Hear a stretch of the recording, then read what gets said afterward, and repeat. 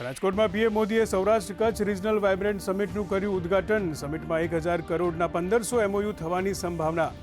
ઉદ્યોગકારોને સંબોધતા પ્રધાનમંત્રી મોદીએ કહ્યું, સૌરાષ્ટ્ર કચ્છમાં રોકાણનો ઉત્તમ સમય, દેશની પ્રગતિમાં ગુજરાતનું મહત્વનું યોગદાન।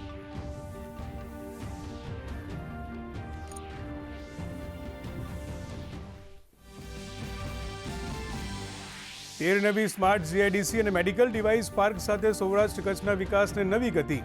સમિટને સંબોધતા મુખ્યમંત્રી ભૂપેન્દ્ર પટેલે કહ્યું, ઓટો, સેમિકન્ડક્ટર, ગ્રીન એનર્જીમાં આગળ વધી રહ્યું છે ગુજરાત।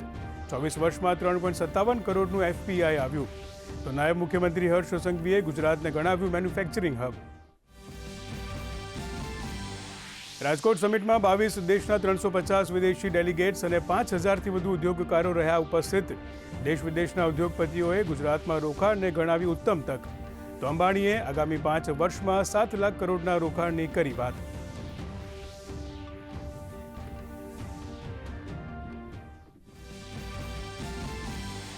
પ્રભાસ પાટણની ધરતી પરથી પ્રધાનમંત્રી નરેન્દ્ર મોદીએ કહ્યું, સોમનાથ મંદિર રાષ્ટ્ર ગૌરવનું એક શક્તિશાળી પ્રતીક।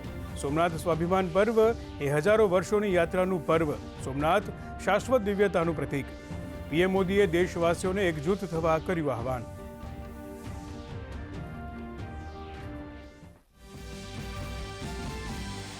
મુખ્યમંત્રી ભૂપેન્દ્ર પટેલે કહ્યું, સોમનાથ સ્વાભિમાન પર્વ એ પ્રત્યેક ભારતવાસીઓમાં સાંસ્કૃતિક રાષ્ટ્રવાદનો ભાવ જગાડનાર અને તેનું ગૌરવ કરવાનો અવસર।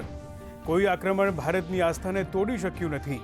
તો નાયબ મુખ્યમંત્રી હર્ષ સંઘવીએ કહ્યું, સોમનાથ આજે પણ અજય અને વિજયી।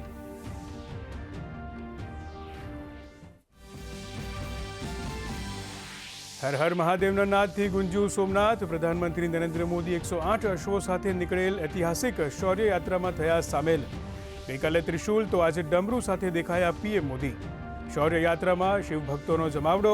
પીએમ મોદીએ સરદાર વલ્લભભાઈ પટેલ અને વીર હમીરજી ગોહિલને ભાવાંજલિ કરી અર્પણ।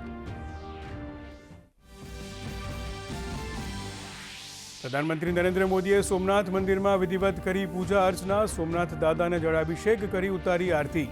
મહાદેવના ચરણમાં શીશ ઝુકાવી કર્યું નમન। મંદિર પરિસરમાં કલાકારો સાથે ઢોલને આપી તાલ। તો ઋષિકુમારો દ્વારા કરાયેલ મંત્રોચ્ચાર પણ સાંભળ્યા।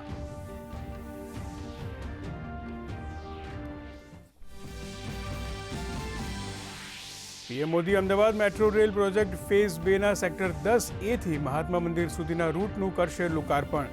આવતીકાલે PM Modi German chancellor Friedrich મર્ઝની ઉપસ્થિતિમાં આંતરરાષ્ટ્રીય પતંગ મહોત્સવનો કરાવશે પ્રારંભ। પીએમ ગાંધી આશ્રમની પણ લેશે મુલાકાત।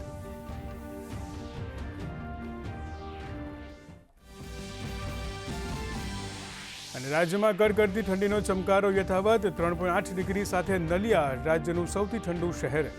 અમરેલીમાં 7.8, રાજકોટમાં 8.9, ભુજમાં 9, ગાંધીનગરમાં 9.5 ડિગ્રી તાપમાન। અમદાવાદ સહિત અનેક શહેરોમાં વહેલી સવારે ગાઢ ધુમ્મસની છવાઈ ચાદર।